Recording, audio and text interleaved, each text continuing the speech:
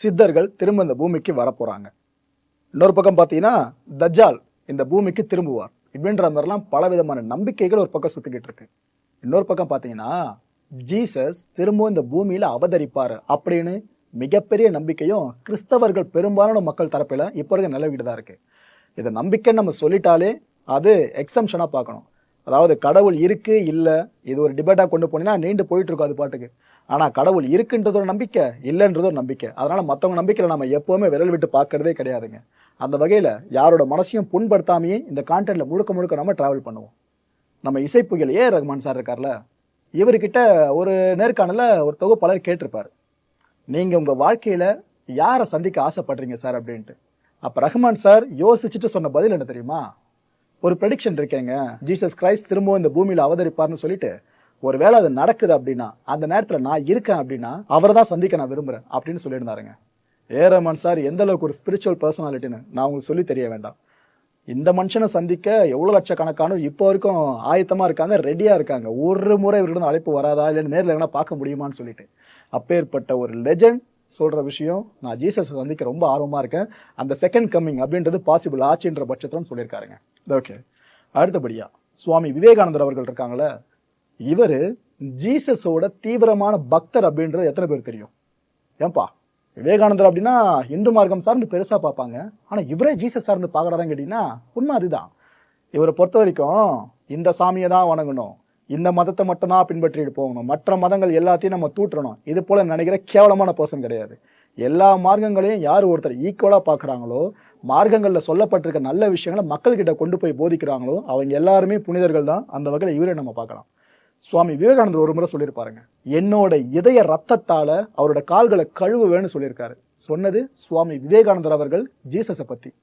இதுல உங்களுக்கு தெரிஞ்சிருக்கும் ஜீசஸ் அவர்களை விவேகானந்தர் அவர்களுக்கு எந்த அளவு பிடிச்சிருக்குன்னு சொல்லிட்டு. ஜீசஸ் கிரைஸ்டோட அந்த செகண்ட் கம்மிங் இருக்குல்ல, இதை சார்ந்து இந்த இறை வசனங்கள் இருக்கும் பாருங்க. இந்த பைபிள்லாம் பார்த்தீங்கன்னா நிறைய வசனங்கள் கொடுத்துருப்பாங்க. பைபிளே நிறைய வேர்ஷன்ஸை பிரிச்சு வர வச்சிருப்பாங்க, முன்னேற்பாட்டு பின்னேற்பாடு, அது நிறைய வகைகள் இருக்கும். இது எல்லாத்துலேயும் சேர்த்து சில அதிகாரங்களில் இந்த ஜீசஸ் செகண்ட் கம்மிங் சார்ந்து பல விஷயங்கள் குறிப்பிடப்பட்டிருக்கு. அதில் ஸ்பெசிஃபிக்காக சொல்றதா இருந்தால் மேத்யூவில் எடுத்துக்கிட்டிங்கன்னா 24 25 அதிகாரங்கள்லையும், மார்க்கில் 13வது அதிகாரத்திலையும், லூக்கால 21வது அதிகாரம், அப்புறம் இந்த ஃபர்ஸ்ட் கொரிந்தியன்ஸ்ல 15வது அதிகாரமும், அப்புறம் ஃபர்ஸ்ட் தெசலோனியன்ஸ்ல 4 5 அதிகாரங்கள் வரைக்குமோ, அப்புறம் ஃபர்ஸ்ட் டிமோத்தியில 4வது அதிகாரம், செகண்ட் டிமோத்தியில 3வது அதிகாரம், அண்ட் கடைசியா ஜக்காரியால எடுத்துக்கிட்டீங்கன்னா 14வது அதிகாரம்னு இத்தனை அதிகாரங்கள்ல ஜீசஸோட செகண்ட் கம்மிங்கை பத்தின பெரிய நம்பிக்கை குறிப்புகளா இருக்கு. இதே குறிப்புகளோட நீட்சியா இன்னும் சில விஷயங்களையும் சொல்றேன். அதாவது ஜீசஸ் ஏற்கனவே ஒரு முறை பூமியில அவதரிச்சிட்டாரு, அதுக்கப்புறம் நடந்த விஷயங்கள் உங்களுக்கே தெரியும், நம்ம இப்போ வரைக்கும் கடவுளை போட்டிருக்கிட்டு இருக்கோம். இது ஃபர்ஸ்ட். இப்போ செகண்ட்ன்றதான் செகண்ட் கம்மிங்கை இப்போ வரையறுத்துக்கிட்டு இருக்காங்க. அப்படி ஜீசஸ் அவர்கள் ஒரு வேளை இந்த பூமிக்கு வரார் அப்படின்னா அப்போ சில அறிகுறிகள் தென்படும்னு சில குறிப்புகள் இருக்கு. இதை சார்ந்து பார்த்தீங்கன்னா சூரியனை மாதிரி இந்த உலகத்துக்கே ஒரு பொழுதுல ஒரு நிகழ்வா ஜீசஸ் கிரைஸ்டோட கம்மிங் இருக்கும் அப்படின்னு சொல்றாங்க. ஏன்னா சூரியன் அப்படின்றது உலகத்துக்கு பொதுவானது.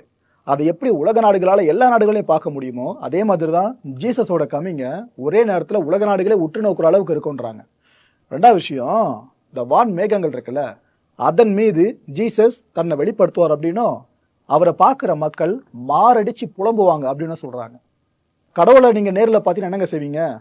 க்ளூலஸ்ல ஆக்சுவலாக இப்போ திருப்பதி நம்ம போகிறோன்னு வச்சுக்கோங்க, அங்கே போயிட்டு அந்த சாமியை நேரில் பார்க்கும்போது நாம் நிறைய விஷயங்களை வேண்டணும்னு சொல்லி இங்கே நினச்சிட்டே போவோம். ஆனால் மலையெல்லாம் ஏறி முடிச்சு அந்த கூட்டத்தில் சிக்கி அதுக்கப்புறம் ஒரு வழியாக அந்த கருவறைக்கு முன்னாடி சாமியை அப்படி பார்க்கும்போது நாம் என்னென்ன வேண்டணும்னு நினச்சிட்டு இருக்கோம் எல்லாமே பிளாங்க் ஆகிடும். அப்படியே கடவுளை பார்த்து நின்றுட்டு இருப்போம். இதே மாதிரி தான் இந்த ஒரு சினாரியோ நடக்கும்ன்றாங்க.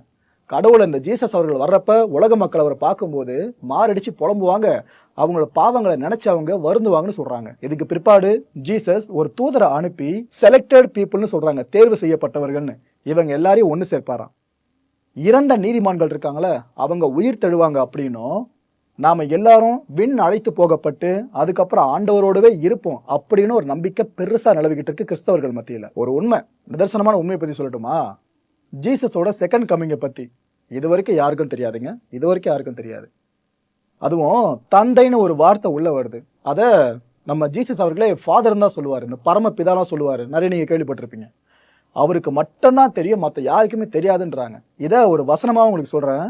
மேத்யூ 24:36 இதில் எடுத்துக்கிட்டீங்கன்னா, அந்த நாளையும் வேளையையும், அதாவது 2ஆம் வருகை நாள் இருக்குல்ல, அதையும் அந்த நேரத்தையும் பத்தி தந்தை ஒருவரை தவிர வேற யாருக்குமே தெரியாது, விண்ணக தூதருக்கோ மகனுக்கோ கூட தெரியாதுன்னு அந்த வசனத்துல குறிப்பிடப்பட்டிருக்கு. நிறைய பேர் நினைச்சிட்டு இருக்கிறது ஜீசஸ் அப்படின்றதான் இவரோட இயற்பெயர்னு சொல்லிட்டு. அவருடைய இயற்பெயர் ஜீசஸ் கிடையாதாங்க. இதை நிறைய ஆய்வாளர்கள் அவங்களோட பல்லாண்டுகள் ஆய்வு முடிவுகளை வெளியிட்ட ஒவ்வொரு தகவல்கள் அதை அக்குமுலேட் பண்ணி தான் உங்களுக்கு சொல்றேன். தூதுவர் ஒருவரால இவருக்கு வைக்கப்பட்ட பெயர் தான் ஜீசஸா. ஆக்சுவலா அந்த ஜீசஸ் அப்படின்ற பேரு இந்த ஃபர்ஸ்ட் செஞ்சுரி இருக்குல்ல, 1ஆம் நூற்றாண்டு, அந்த டைம்ல ஒரு காமன் நேமா இருந்துச்சாங்க, பொதுவான பெயரா இருந்துச்சான். உதாரணத்துக்கு இந்த ராஜ அப்படின்ற அந்த பட்டம் இருக்கு பாத்தீங்களா, இதை சோழர் காலத்துல பெருசா பார்த்திருப்போம். இதுவும் ஒரு பொதுவான பெயரா தான் இருந்திருக்கு. இந்த சோழர்கள்ன்ற பேர் எப்படி இருக்கு, இதுவும் ஒரு பொதுவான பேர் தான் அந்த காலகட்டத்தில் இருந்திருக்கு. அதே மாதிரி தான் ஜீசஸ் அப்படின்ற பெயரும் அந்த ஃபர்ஸ்ட் செஞ்சுரியில ஒரு காமன் நேமா. ஜீசஸ் கிரைஸ்டோட பிறப்பு சார்ந்தா இருக்கட்டும், அவரோட அடுத்த கட்ட நீட்சிகள் சார்ந்தா இருக்கட்டும், இந்த உயிர் தெழுதல் சார்ந்தா இருக்கட்டும், இதுல இந்த புனிதர்கள் மத்தியிலேயே சில முரண்பாடுகள் ஏற்பட்டுக்கிட்டு தான் இருக்கு. ஸ்பெசிஃபை பண்ணி சொல்றேன். ஜீசஸோட பிறப்பு பத்தி பாத்தீங்கன்னா மத்தேயு அண்ட் லூக் இந்த 2 நபர்கள் சொல்ற விஷயங்களை எடுத்து பாத்தீங்கன்னா ஒண்ணுக்கு வேறுபட்டு இருக்கும். அதுவும் ஒரு சிலர் பாத்தீங்கன்னா ஜீசஸோட பிறப்பை பத்தி பெருசா குறிப்பிடாம கூட இருந்திருப்பாங்க. இந்த அளவுக்கு முரண்பாடுகள் எதுக்காக ஏற்படணும்? ஜீசஸ் அப்படின்றவர் இந்த மண்ணில் வாழ்ந்தவர், மக்களோடு மக்களா கலந்து வாழ்ந்தவர்னா அவரை பத்தின A to Z குறிப்புகள் எல்லாமே இருக்கலாமே, அதே எல்லாருமே அடுத்தடுத்து வர்றவங்க சொல்லி இருக்கலாமே. பட் எதுக்காக அந்த இடத்துல மிஸ் ஆகுதுன்னு ஒரு மிகப்பெரிய தேடல் இன்றளவுக்கும் பெருசா போய்கிட்டு தான் இருக்கு. இந்த ஆய்வு இன்னும் முடியலங்க, இன்ன வரைக்கும் நீண்டு போயிட்டு தான் இருக்கு. பல மொழிகள் பேசும் வல்லமை கொண்ட நபரா ஜீசஸ் கிரைஸ்ட் அவர்கள் அந்த காலகட்டத்தில் வாழ்ந்திருக்கலாம்னு இப்போதைக்கு பல அறிஞர்கள் சொல்லிக்கிட்டு இருக்காங்க. மெகா அற்புதம் இவர் நிகழ்த்தினதுல எதுன்னு பாத்தீங்கன்னா ஜீசஸ் கிரைஸ்ட்னால அற்புதங்களுக்கு பேர் போனவர். அதுல அவர் நிகழ்த்தின மெகா அற்புதமா பார்க்கப்படுறது செத்து போன 3 பேருக்கு அவர் திரும்ப உயிர் கொடுத்து எழுப்பினதா சொல்லப்படுதுங்க. இல்ல கடைசியா முக்கியமான ஒரு விஷயம், இந்த குருசிஃபிக்ஷன் இருக்குல்ல, அதாவது சிலுவையில அறையிறது. ஜீசஸ் கிரைஸ்டையும் சிலுவையில அரைஞ்சதா கொண்டிருந்தாங்க, கண்டிப்பா உங்களுக்கு தெரிஞ்சிருக்கும். அப்பேற்பட்ட இந்த சிலுவையில அறையிற முறை அப்படின்றது ரோம்ல ரொம்ப ரொம்ப ரேர்லாம் கிடையாதான். ஏன்னா நிறைய பேர் அது ஒரு அரிதான நிகழ்வுன்னு சொல்றாங்க, அது அரிது கிடையாதாங்க. அங்க கொடுக்கப்படுற தண்டனைகள் இருக்கு பாத்தீங்களா, அதுல ரொம்ப பழக்கப்பட்ட புழக்கத்துல இருக்க ஒரு தண்டனை தான் இந்த குரூசிஃபிக்ஷன்.